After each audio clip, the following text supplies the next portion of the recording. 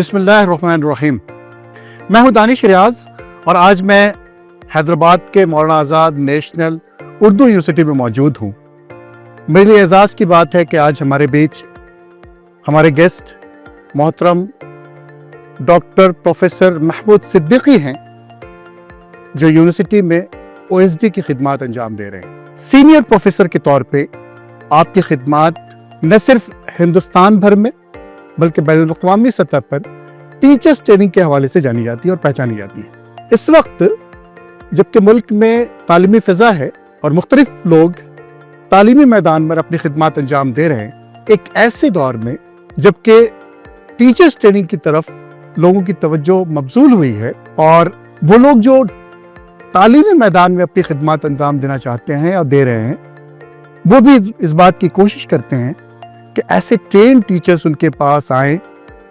या ऐसे लोग आएँ जिनको वो ट्रेंड कर सकें। मेरे लिए एजाज़ की बात यह है कि आपकी तवील खिदमत इस ज़िम्न में रही हैं और ख़ुद मौलाना आज़ाद नेशनल उर्दू यूनिवर्सिटी में जो एजुकेशन डिपार्टमेंट और ट्रेनिंग डिपार्टमेंट है, आप उसके ज़िम्मेदार भी रहे हैं। रजिस्ट्रार की खिदमत भी आपने अंजाम दी हैं। साथ ही साथ बच्चों और नौजवानों की तरबियत में, उनकी फ़िक्री उठान में, उनके फ़िक्र को जिला बख्शने में आपका एक अहम रोल रहा है। मैं मोहतरम अपने आज के इस प्रोग्राम में जी आपका खैर मकदम करता हूँ। बहुत शुक्रिया, जज़ाकल्लाह। और मेरे लिए एक एजाज़ की बात है, ख़ुद मईशत TV के लिए एजाज़ की बात है कि आपने अपना कीमती वक्त हमें मरहमत फरमाया है। जज़ाकल्लाह।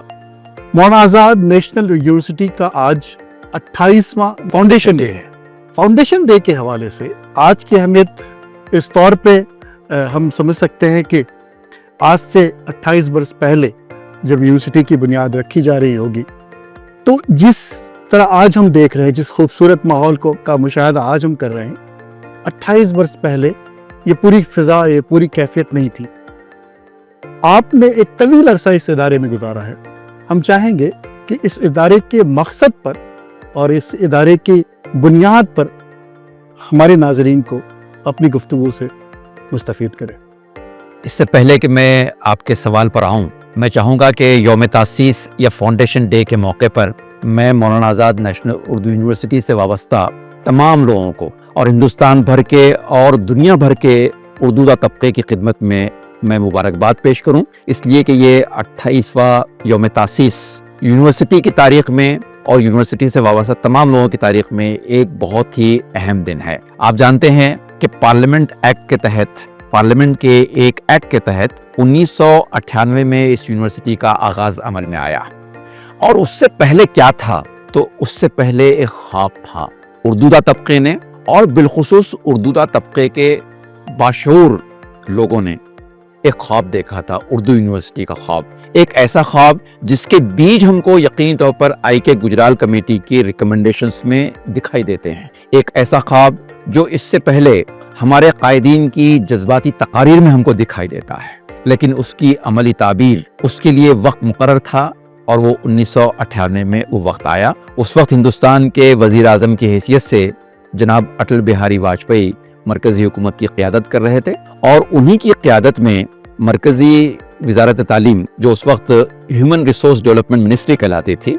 उसके तहत इस यूनिवर्सिटी का एक सेंट्रल यूनिवर्सिटी के बतौर आगाज़ अमल में आया। चंद एक नाम यहाँ पर आपके सामने आए। ऐसे बहुत सारे नाम हैं जिन्होंने इस यूनिवर्सिटी की जद्दोजहद के लिए अपने आप को वक्फ कर रखा था। आप जानते हैं कि इसके लिए जो कमेटी बनाई गई थी, उसके जो सरबराह थे वो अजीज़ कुरैशी साहब थे, और यहाँ पर जो उस वक्त की मुत्तहदा रियासत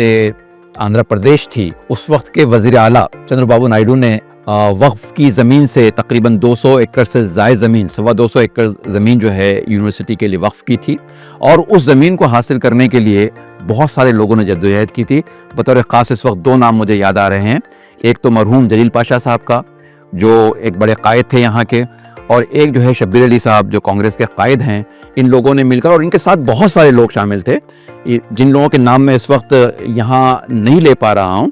इसका मतलब ये नहीं है कि उनकी खिदमत कम अहम थी। सारे ही लोगों की मुश्तरका जद्दोजहद से एक ख्वाब था जो शर्मिंदा ताबीर हुआ 1998 में, اور آپ دیکھ رہے ہیں کہ یہ کس طریقے سے شرمندہ تعبیر ہوا ہے۔ آج یونیورسٹی کا جو کیمپس ہے بہت ہی خوبصورت کیمپس، آپ اس کے نظارے دیکھ رہے ہیں، لش گرینی گراس لینڈس ہیں یہاں پر بایو ڈائیورسٹی پارکس ہیں، یہاں پر بہت ہی خوبصورت عمارات ہیں جہاں پر مختلف قسم کے اسکولز اور ڈپارٹمنٹس اور سینٹرز اور ڈائریکٹریٹس قائم ہیں۔ تقریباً 8 اسکولز ہیں جن کے تحت ریگولر باقاعدہ جو ہے یو جی، پی جی اور پی ایچ ڈی تک کی تعلیم یہاں پر ہوتی ہے۔ اس کے علاوہ کئی ایک سینٹرز ہیں جن میں بطور خاص ڈائریکٹر آف ڈسٹنس ایجوکیشن ہے، جس میں centre for professional development of Urdu medium teachers ہے، اور جس میں ڈکن اسٹڈیز کا سینٹر ہے، جس میں centre for Urdu language and literature اور کلچر ہے، اور ایسے کئی ڈپارٹمنٹس ہیں۔ ایک ویمن اسٹڈیز کا سینٹر بھی یہاں پر موجود ہے، اور یہ تمام ڈپارٹمنٹس اور سینٹرز مل کر بچوں کی خدمت میں، ان کے تعلیمی ارتقاء میں جٹے ہوئے ہیں۔ میں ایک خاص بات بتاؤں کہ دیگر اداروں میں اور مانو میں ایک بہت نمایاں فرق یہ ہے کہ مانو کے ایکٹ میں جو پارلیمنٹ میں پاس ہوا، اس کے مقاصد کی نشاندہی بڑے واضح انداز میں کر دی گئی، اور وہ جو مقاصد ہیں ان میں جہاں اردو زبان و ادب اور ثقافت کا ارتقاء ہے، فروغ ہے، وہیں پر ٹیکنیکل اور پروفیشنل تعلیم کو اردو ذریعہ تعلیم کے ذریعے سے پہنچانا ہے، وہیں پر اعلیٰ تعلیم کی رسائی کو اردو میڈیم کے ذریعے سے یقینی بنانا ہے، اور اس کے لیے ڈسٹنس اور ریگولر دونوں موڈز کا یہ یونیورسٹی استعمال کر سکتی ہے اور کر رہی ہے۔ اور اس کے مقاصد میں ایک اور بات شامل ہے جو بہت نمایاں ہے، اور وہ یہ کہ خواتین کو تعلیم کے ذریعے سے بااختیار بنانا۔ آپ دیکھیے اتنی کلیئرٹی کے ساتھ ویژن کو سمو لیا گیا ہے کہ میں سمجھتا ہوں کہ آنے والے دور میں بھی یونیورسٹی کے جو کارپردازان رہیں گے، جو چلانے والے رہیں گے، یہاں کے جو اساتذہ رہیں گے، جو طلبہ رہیں گے، وہ سب لوگ جو ہے ان کا سمت جو ہے، ان کی جو سمت ہے وہ متعین کر دی گئی۔ میں جاننا چاہوں گا کہ 28 برس کا پورا ایک عرصہ ہے جی، لیکن اس قلیل مدت میں بھی یونیورسٹی کا امپیکٹ کیا رہا ہے ہندوستان کے اندر، ہندوستان کی سوسائٹی کی؟ دیکھیے سب سے پہلی بات تو یہ کہ یونیورسٹی نے جو ذرائع استعمال کیے، جس کی جو نمایاں خصوصیات ہے، میں ان پر بات کر لوں۔ نمبر 1، وہ تمام لوگ جن کی مادری زبان اردو ہے یا جنہوں نے اردو زبان سیکھ رکھی ہے، بلا لحاظ مذہب، ملت، ذات پات، علاقہ، جن لوگوں کو بھی اردو زبان سے ذوق اور شوق ہے، ان تک اردو تعلیم کی رسائی کو یقینی بنایا جائے۔ تو اس کے لیے یونیورسٹی ایکٹ کے تحت اس یونیورسٹی کی ایک نمایاں خوبی یہ ہے کہ سارا ہندوستان اس کا جوریزڈکشن ہے، یعنی ہندوستان بھر میں جہاں چاہے یہ یونیورسٹی اپنا ادارہ قائم کر سکتی ہے، یہ ایک بات۔ دوسری بات یہ کہ اس میں ریگولر موڈ بھی ہے اور ڈسٹنس موڈ بھی ہے، تو ڈسٹنس موڈ کے ہمارے جو سینٹرز ہیں وہ ہندوستان بھر میں پھیلے ہوئے ہیں، اور اسی طریقے سے یہ جو ہیڈ کوارٹر میں جو تعلیم ہوتی ہے، ایسے ہی تعلیم دینے کے لیے 2 سیٹلائٹ کیمپسز ہمارے قائم کیے گئے ہیں، ایک سری نگر میں ہے اور ایک لکھنؤ میں ہے۔ لیکن صرف اتنے پر بس نہیں کیا گیا، بلکہ 8 کالج آف ٹیچر ایجوکیشن پہلے سے موجود تھے، اور ابھی وارانسی میں ایک کالج آف ٹیچر ایجوکیشن جو ہے اس وقت فروغ پا رہا ہے۔ اسی طریقے سے 5 مختلف مقامات پر پولی ٹیکنکس ہیں، 3 مقامات پر آئی ٹی آئیز ہیں، اور یہ جو کارواں ہے، یہ کارواں مسلسل اس میں اضافہ ہو رہا ہے۔ آپ جانتے ہیں کہ اس کے اولین چانسلر کی حیثیت سے آئی کے گجرال صاحب رہے، اور آئی کے گجرال صاحب کے اس زمانے میں شمیم جے راجپوری صاحب جو بہت ریناؤن، بہت معروف سائنسداں تھے، انہوں نے اس یونیورسٹی کی بحیثیت وائس چانسلر بنیاد رکھی، اور ان کے اس دور میں یہ بنیادیں مضبوط کی گئیں۔ پھر ان کے بعد جو وائس چانسلر صاحب آئے، پروفیسر شمیم جے راجپوری صاحب کے زمانے میں یہ جو ہماری انتظامی بلڈنگ ہے، یہ اس کا وجود عمل میں آیا تھا، یہ ڈیولپ ہو رہی تھی، اور پھر جو اگلے وائس چانسلر پٹھان صاحب آئے تو ان کے زمانے میں اس یونیورسٹی میں مختلف قسم کی بلڈنگز تعمیر ہوئی، عمارات تعمیر ہوئی، اور الگ الگ سینٹرز قائم ہوئے، اور نہ صرف یہ سینٹرز قائم ہوئے بلکہ انہی کے زمانے میں الگ الگ مقامات پر جو ہے مختلف تعلیمی ادارے یونیورسٹی کے زیر اہتمام قائم کیے گئے۔ دیکھیے ایفیلیٹڈ جو کالجز ہوتے ہیں ان کی نوعیت بالکل الگ ہوتی ہے، یہ یونیورسٹی کے اپنے تعلیمی ادارے ہیں، اور یہ campuses away from the campus ہے، یعنی وہ یونیورسٹی کا اپنا حصہ ہے، جز ہے، صرف فاصلے کو کم کرنے کے لیے، لوگوں تک رسائی کو بڑھانے کے لیے الگ الگ مقامات پر وہ ادارے قائم کیے گئے۔ وہ یونیورسٹی کا جزء لا ینفک ہے، انٹیگرل پارٹ ہے، وہ ایفیلیٹڈ کالجز نہیں ہیں، وہ کانسٹیٹیوئنٹ کالجز ہیں۔ تو یہ رسائی کو بڑھانے کی پوری کوشش کی گئی ہے، اور اب نئی تعلیم پالیسی کے تحت الحمدللہ مجھے یہ کہتے ہوئے خوشی محسوس ہو رہی ہے کہ نیک میں جو اچھا گریڈ حاصل ہوا ہے A+، اور اس میں جو مارکس حاصل ہوئے 3.36، اس کے نتیجے میں اب یونیورسٹی کو اس بات کی یاد حاصل ہے کہ وہ آن لائن تعلیم کے جو موڈ میں ہے اس موڈ میں بھی وہ جا سکتی ہے، تو اس کی رسائی میں اور اضافہ ہوگا۔ یہ تو رسائی کے بارے میں نے بات کر لی۔ اس درمیان جو اچیومنٹس ہے آپ نے اس کے بارے میں بات کی کہ کیا امپیکٹ رہا ہے، کس طرح کا امپیکٹ رہا ہے۔ تو میں ایک بات بتاتا ہوں کہ شروع میں جب یونیورسٹی قائم ہوئی تو بہت سارے لوگ مختلف شکوک و شبہات کا شکار تھے۔ لوگوں کی سمجھ میں ہی بات نہیں آ رہی تھی کہ اردو ذریعے تعلیم کے ذریعے سے کس طریقے سے اعلیٰ تعلیم اور ٹیکنیکل تعلیم اور پروفیشنل ایجوکیشن کو یقینی بنایا سکتا ہے۔ لیکن اس درمیان تجربات نے ثابت کیا، اس سے قبل عثمانی یونیورسٹی کا جو تجربہ تھا وہ تجربہ بھی ہمارے کام آیا، اور اس یونیورسٹی میں لوگوں نے جو محنت کی تو اس ذریعے سے بھی ان تمام شکوک و شبہات کو دور کرنے میں کامیابی حاصل ہوئی، اور الحمدللہ آج سارے پروگرامز جو ہے وہ اردو ذریعے تعلیم سے یہاں جاری و ساری ہے۔ اور ایک خاص بات یہ ہے کہ اس کا امپیکٹ، اگر صرف ایک امپیکٹ، نمایاں امپیکٹ میں آپ کو بتانا چاہوں تو وہ یہ ہے کہ یہاں سے نکلنے والے بچوں کے سامنے یہ سوال ہرگز نہیں ہے کہ ہم نے اردو ذریعے تعلیم سے تعلیم حاصل کی ہے، مارکیٹ میں ہماری کیا ویلیو رہے گی، جاب مارکیٹ میں ہمارا کیا ہوگا۔ اس لیے کہ یہاں کے ارباب مجاز نے، یہاں کے ٹیچرز نے، یہاں کے نان ٹیچنگ اسٹاف نے اور یہاں کے طلبہ نے مل کر سسٹم کو اتنا روبوسٹ بنایا ہے کہ میڈیم اردو ہونا یہ کوئی کمی کی بات نہیں رہی، بلکہ ایک ایڈیشنل بات ہے۔ وہ تمام مواقع جو دیگر طلبہ کو حاصل ہے، یہاں کے طلبہ کو تمام مواقع حاصل ہے، اس لیے کہ یہاں پر اسپوکن انگلش پر بھی زور دیا جاتا ہے اور دیگر زبانیں بھی سکھائی جاتی ہے جو کہ عام یونیورسٹی کے طلبہ سیکھتے ہیں۔ اسی کے ساتھ ساتھ اردو ذریعے تعلیم ہونے کی وجہ سے وہ اضافی مواقع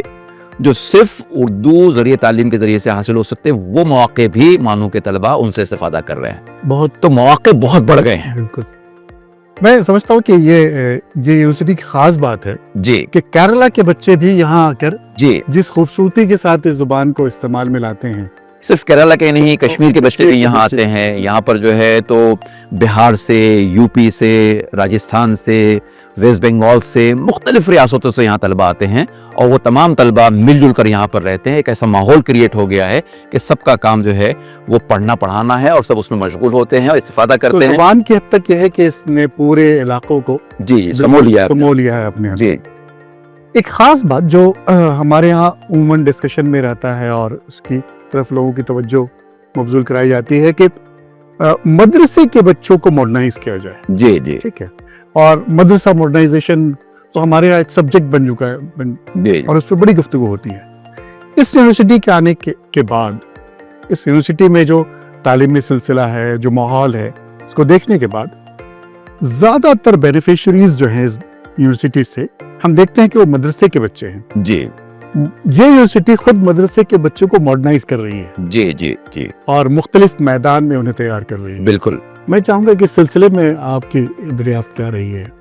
آپ نے بالکل صحیح بات کہی کہ اس یونیورسٹی سے استفادہ کرنے والوں میں زیادہ تر طلبہ کا تعلق مدارس سے رہا ہے۔ مدارس کے طلبہ کافی کمفرٹیبل محسوس کرتے ہیں اس یونیورسٹی میں تعلیم حاصل کرنے کے لیے، اس لیے کہ اس یونیورسٹی کا جو میڈیم ہے وہ نہ صرف یہ کہ اردو ہے، بلکہ یہاں کا جو ماحول ہے ان کے ماحول سے قریب تر وہ پاتے ہیں۔ ایک بات۔ دوسری بات یہ ہے کہ یونیورسٹی چاہتی ہے کہ ان کو مین اسٹریم ایجوکیشن میں لایا جائے، اس لیے بہت سارے مدارس کو، اور یہ سلسلہ بھی جاری ہے، ایکویلنس دیا جاتا ہے کہ وہ 12 کے ایکویلنٹ ہے تو ان کو گریجویشن میں ایڈمیشن دیا جاتا ہے، اور بعض ان کے جو کورسز جیسے فضیلت کا کورس ہے، بہت سارے اداروں میں فضیلت کے کورس میں جو تعلیم دی جاتی ہے ان کے سلیبس کو سامنے رکھتے ہوئے ان کو بی اے کے ایکویلنٹ قرار دے کر پوسٹ گریجویشن میں ان کو تعلیم کا اہل قرار دیا جاتا ہے۔ تو ایک طریقے سے اگر دیکھا جائے تو ان کی ڈگریوں کو نظر انداز نہیں کیا جاتا ہے، بلکہ ان کو ریکگنائز کر کے ان کو ایکویلنس فراہم کر کے ان کو اعلیٰ تعلیم کے مواقع فراہم کرتے ہیں۔ پھر بھی اس درمیان ایک دشواری پیش آ رہی تھی، بعض مرتبہ ایسا ہوا کہ ایکویلنس دینے کی وجہ سے وہ مین اسٹریم ایجوکیشن میں آ گئے اور مین اسٹریم کی ڈگری تو ان کی ریکگنائز ہو گئی، مانو ایک سینٹرل یونیورسٹی ہے، اس کی ڈگری سے ظاہر ہے کہ وہ استفادہ کر رہے ہیں. لیکن جب وہ بیک گراؤنڈ میں جاتے ہیں سروس کے لیے تو بعض مرتبہ دشواری آ رہی تھی کہ 10th اور 12th کا سرٹیفکیٹ ان کے پاس نہیں ہے. تو اس دشواری کو حل کرنے کے لیے یونیورسٹی نے اپنے طور پر یہ راستہ نکالا ہے. ان خطوط پر سوچا جا رہا ہے, ان خطوط پر فیصلے ہو رہے ہیں کہ ہم اپنا سیکنڈری اور سینئر سیکنڈری ایجوکیشن کا ایک بورڈ بنائیں گے, اور اس بورڈ کے تحت ان کو امتحانات دلا کر وہ جو کمی ان کے اندر رہ جا رہی ہے اس کمی کو بھی ہم دور کریں گے, تاکہ وہ فل فلیشڈ خود اعتمادی کے ساتھ جو ہے جاب مارکیٹ میں جائیں, چاہے گورنمنٹ کے اداروں میں جائیں, چاہے پرائیویٹ سیکٹر میں جائیں, این جی اوز میں جائیں, کہیں پر بھی ان کو کہیں سے دشواری نہ ہو, وہ مکمل اعتماد کے ساتھ قدم رکھ سکیں. تو مدرسہ ایجوکیشن کو ماڈرنائزیشن کرنے کی باتیں تو ہوتی رہی ہے, لیکن مانو نے عملی طور پر اقدامات کیے. بالکل بالکل بالکل. جی, مانو کی خاص بات ایک یہ بھی رہی ہے کہ مانو ایک سینٹرل یونیورسٹی ہے جی, اور سینٹرل یونیورسٹی ہونے کی وجہ سے مرکز کی بھی خاص عنایات رہی ہیں. یہاں پہ خود حیدرآباد کے اندر موجود ہے, تو حیدرآباد کے جو اطراف میں جو زبان بولی اور پڑھی جاتی ہے وہ زبان اردو ہے اور تیلگو ہے جی, لیکن مرکزی سطح اس طور پہ حاصل ہے کہ کیرلا, کشمیر اور پھر یہ پورے ساؤتھ کے علاقے آپ کے بڑے قریب ہیں, لیکن وہ علاقے جو بہت غریب پرور ہیں ہم جنہیں کہہ سکتے ہیں. تو یونیورسٹی الحمدللہ ان بچوں کو بھی اکوموڈیٹ کر رہی ہے جی, جو مختلف انداز میں اب دوسری یونیورسٹیز میں جی, فیس کے تعلق سے ہو یا ہاسٹل فیس کے تعلق سے ہو, کہیں نہ کہیں وہ پریشانی کا سامنا کر رہے تھے. لیکن جب سے مانو کا یہ سسٹم ڈیولپ ہوا ہے, ہمیں سمجھتا ہے کہ ان طلباء کو بھی بڑی سہولت حاصل ہوئی ہے. تو فیس کے تعلق سے تھوڑا سا ایک اسٹرکچر کیا ہے ہمارے یہاں, وہ تو دیکھیے جیسا کہ عام طور پر جو ہے گورنمنٹ کی جتنے بھی تعلیمی ادارے ہیں وہاں پر فی اسٹرکچر جو ہے وہ ایسا ہوتا ہے کہ ایک متوسط طبقے کا طالب علم جو ہے اس کو ایفورڈ کر سکے. مانو نے اپنے ریٹس کو اس سے بھی کم رکھا ہے, ایک بات. دوسری بات یہ ہے کہ وہ طلباء جو وہ فیس بھی ایفورڈ نہیں کر سکتے ہیں تو وہ جو ہے مختلف قسم کی اسکالرشپ سے استفادہ کرتے ہیں, جو گورنمنٹ کی اسکالرشپ سے ان سے استفادہ کرتے ہیں. اور ابھی ایک نیا سلسلہ یہ شروع ہوا ہے کہ بعض این جی اوز آگے آئے ہیں, وہ از خود مانو کے طلباء کو اسکالرشپ دے کر ان کو یہ موقع فراہم کر رہے ہیں کہ وہ بہت اطمینان کے ساتھ اپنی تعلیم حاصل کر سکیں. ظاہر ہے کہ مانو اس میں کلیدی کردار ادا کرتی ہے, ان این جی اوز کو اور این جی اوز اور طلباء کے درمیان ایک رابطہ کار کی حیثیت سے اپنی خدمات انجام دیتے ہوئے, اور اس طریقے سے وہ طلباء جو اس کم فیس کو بھی ایفورڈ نہیں کر سکتے ہیں ان کو بھی تعلیم کے اس دھارے میں شامل کرنے کی عملی طور پر کامیاب کوششیں جاری ہیں. آپ کا خاص موضوع جو ہے وہ ٹیچرز ٹریننگ ہے. جی, اور ٹریننگ مختلف انداز میں ہم جی, میں چاہوں گا کہ ہمارے ناظرین کو موجودہ جو صورتحال ہے ٹیچرز کی, کس طرح کے ٹیچرز اپوائنٹ کیے جانے چاہیے اسکول کے اندر, خاص طور سے پرائیویٹ اسکولز کے اندر, کس طرح سے اسکول کو ڈیولپ کرنے کے لیے جو اسٹاف ریکروٹ کیا جاتا ہے اس کی کیا صورت ہونی چاہیے, ہمارا مینجمنٹ کس طور پہ ذہنی طور پہ تیار ہو کہ وہ اپنے ٹیچرز کو جب اپوائنٹ کرے تو کون کون سی خصوصیات ہیں جس کا وہ مشاہدہ کرے, جس کا معائنہ کرے, اور اس کے بعد وہ اپنے اپنے انسٹیٹیوشنز میں ان ٹیچرز کو جگہ دے تاکہ ایک بہترین خوبصورت ماحول ڈیولپ ہو سکے اسکول کے اندر. دیکھیے اس سلسلے میں بہت ساری باتیں ہیں جو کہ بہت انکریجنگ نہیں بھی ہو سکتی ہیں, اس لیے کہ آج جس طرح کا اسٹف مارکیٹ میں اویلیبل ہے, اگر کسی بہت اچھے ٹیچر کو اور منتظم کو آپ سلیکٹ کرنے کے لیے اگر موقع فراہم کریں گے تو موجودہ اسٹف کو دیکھ کر وہ بالکل مایوس ہو جائیں گے. بہت زیادہ اطمینان بخش اسٹف مارکیٹ میں اویلیبل نہیں ہے, لیکن ہاں یہ بات بالکل صحیح ہے کہ اس اسٹف کو موٹیویٹ کر کے اس قابل بنایا جا سکتا ہے کہ وہ ہمارے تعلیمی اداروں میں بہتر سے بہتر خدمات انجام دے سکیں. جو چیزیں تلاش کرنے کی ہے, نمبر 1 پیشن ہو ان کے اندر, وہ اس بات کو ماننے والے ہوں کہ تعلیم بہترین ذریعہ انقلاب ہے, میری اپنی تدریس سے طلباء کی زندگیوں کا میں رخ موڑ سکتا ہوں, یہ پیشن ان کے پاس ہو, نمبر 1.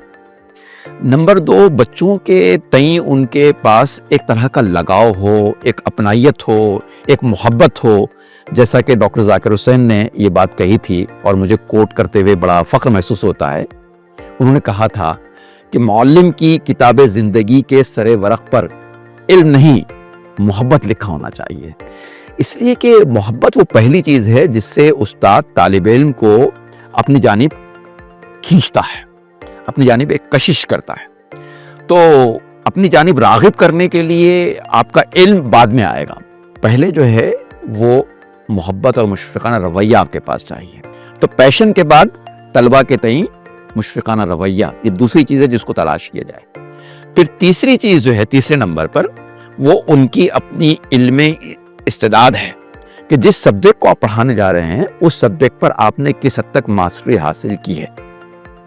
اگر آپ کے پاس بذات خود ماسٹری نہیں ہے تو آپ طلبہ کو وہ علم کس طریقے سے فراہم کر سکیں گے؟ ظاہر ہے کہ اس میں آپ کو کامیابی حاصل نہیں ہوگی. اور چوتھے نمبر پہ جو چیز میں رکھنا چاہوں گا وہ ہے آپ کا فنی ارتقاء، کہ آپ جو ہے جو علم آپ کے پاس ہے، آپ جس علم کے بحرالعلوم کہلاتے ہیں، اس علم کو طلبہ تک فراہم کرنے کا سلیقہ، قرینہ، ہنر، اس سے بھی آپ کو واقفیت حاصل ہونی چاہیے. ورنہ کہیں ایسا نہ ہو کہ طالب علم محسوس کرے کہ میں ایک علم کے سمندر کے پاس گیا تھا پھر بھی تشنا رہ گیا، اس لیے کہ اس کو وہ علم کا جو پانی ہے وہ پلانا نہیں آیا. تو یہ چوتھی چیز ہے جو ایک استاد کے پاس ہونا بہت ضروری ہے. اور یہ تمام چیزیں اگر اس کو ایک لفظ میں کہنا چاہیں تو یوں کہا جا سکتا ہے کہ اس کی جو پرسنالٹی ہے وہ ایک طرح سے انٹیگریٹڈ پرسنالٹی ہو. اس کے اندر اس طرح کی ایمانداری ہو کہ جو کمیاں رہ بھی جائے ان کمیوں کا وہ احساس کرے اور ان کمیوں کو دور کرنے کے لیے باضابطگی سے منظم انداز میں منصوبہ طریقے سے اپنی کمیوں کو دور کر کے اپنی خوبیوں کو پروان چڑھانے کی وہ کوشش کرتا رہے. مینجمنٹ کے ساتھ بھی یہ رویہ ہونا چاہیے